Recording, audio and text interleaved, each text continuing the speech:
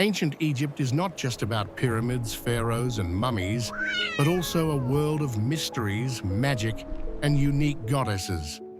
Today, I'll tell you about the most enigmatic and popular of them, Bastet, the cat goddess. Her image is a blend of power, grace, and mystique. Why did millions of people worship cats thousands of years ago? How did this goddess become a symbol of both war and joy? And did you know that archaeologists are still finding mummified cats in Egypt in huge numbers?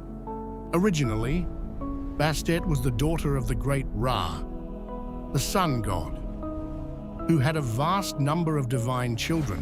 Her dual nature, the ferocity of a lioness and the gentleness of a cat, reflects the ancient idea that the feminine principle encompasses both destruction and nurturing care. Initially, Bastet was not a cat. She was a lioness, wild and untamed. In this era, the Egyptians particularly revered the forces of nature and needed protection from the dangers of the desert and their enemies. The first mentions of Bastet date back to around the 2nd millennium BC. Her cult spans over 3,500 years. Over time, her image softened and acquired the features of a domestic cat. Why? Cats were incredibly useful. They killed snakes and rodents, thereby protecting homes from famine and disease. There is a myth that Bastet once traveled south to Africa to escape the wrath of Ra. Her absence caused chaos in the world. The goddess Sekhmet began a war of destruction, and it was only the return of Bastet that restored harmony. In different regions of Egypt, she could be revered as both Sekhmet and Bastet, the lioness and cat aspects of a single entity. Interestingly, one myth tells that when the Nile River ran dry, Bastet would perform a ritual dance with a sistrum to summon the flood, which was vital for Egypt. In many tales, it was she who protected people from poisonous snakes and terrible diseases sent by the gods. The Egyptians believed that Bastet protected them, not only from ordinary evil, but also from invisible enemies, diseases, the evil eye, and malevolent spirits. People turned to her statuettes and images for healing and for the protection of children and motherhood. These statuettes were placed at doors and gates, a symbol that no evil spirit could enter the home. Here's an interesting observation. In Egyptian settlements, archaeologists often find small altars with offerings, bread, fruit, flowers, and miniature cat figurines. It was believed that if a cat died in a house, the owners would shave their eyebrows as a sign of mourning. Such was the degree of adoration for these animals.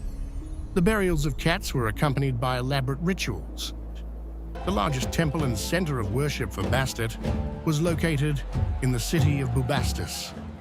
This city was not only a spiritual center, but also the site of an annual grand festival. Herodotus records that nearly the entire country would gather for the festival of Bastet. Women would dress in their finest clothes, apply their makeup, and adorn themselves with flowers. The processions lasted for several days. There were dances, songs, sacrifices, and nighttime bonfires that transformed the city into a magical spectacle. Even the pharaohs never missed a chance to participate personally or to send gifts. Many came to ask the goddess for the birth of children, for healing, or simply to protect their family. Each person would bring a statuette or the mummy of a small cat as an offering. In the 19th and 20th centuries, archaeologists discovered vast necropolises of mummified cats, sometimes entire mounds containing several thousand individuals. Cats were brought from all over Egypt, sold to pilgrims, or used as particularly valuable offerings. The mummification of cats was an elaborate ceremony. They were embalmed, wrapped in linen, treated with expensive resins, and adorned with painted decorations. In the temples, they also found statuettes of the goddess wearing necklaces and holding sistra, bronze and gold cats, and occasionally the mummies of lionesses. Scientists still debate exactly how many cats were mummified over the millennia. Estimates range in the millions. Why has Bastet become such a long-lasting symbol? Because her image simultaneously combines strength and gentleness, motherhood and magic. Even today, having a cat in the house is considered good luck. In modern culture, the image of Bastet appears in films, books, jewelry, and comics. In many European cities, there are cat museums where statuettes of Bastet hold a place of honor.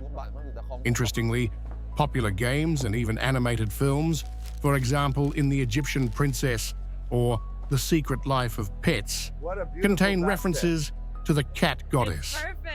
Today, Bastet is one of the main symbols of tourism in Egypt. Her figurines are brought back as talismans and souvenirs. And in some corners of the internet, Bastet has even become a meme among cat lovers. Cat